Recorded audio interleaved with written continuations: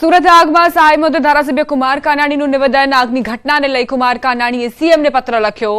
આ ઘટનામાં ઊંડાણપૂર્વક તપાસ થવી જોઈએ અને વેપારીઓને ફરી બેઠા કરવા સહાય આપવા પણ મુખ્યમંત્રીને અપીલ કરાઈ છે।